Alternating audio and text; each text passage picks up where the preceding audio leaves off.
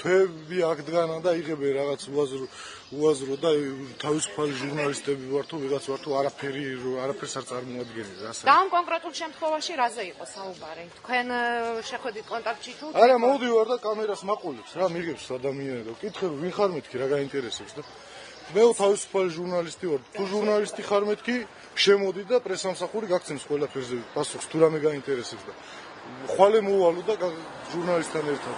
მეთქი თუ ჟურნალისტთან ერთად მოხვალ, რანაირი ჟურნალისტი ხარ ეხლა ამ შემთხვევაში შენ. და მეო ჟურნალისტი ვარ, მაინც იმას იზამს.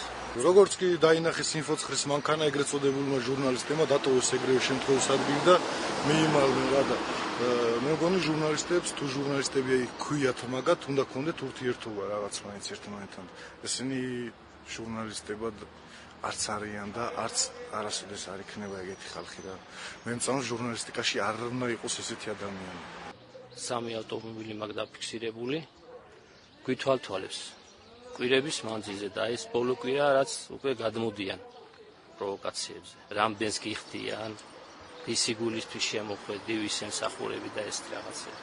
თუ მიმართეთ რაიმე სამართალდამცავებს აღნიშნულთან დაკავშირებით? ჩემი თვალით ამ სამართალდამცავებთან თვითონ აქვს ურთიერთობა. ჩემი თვალით მაგ ნახა.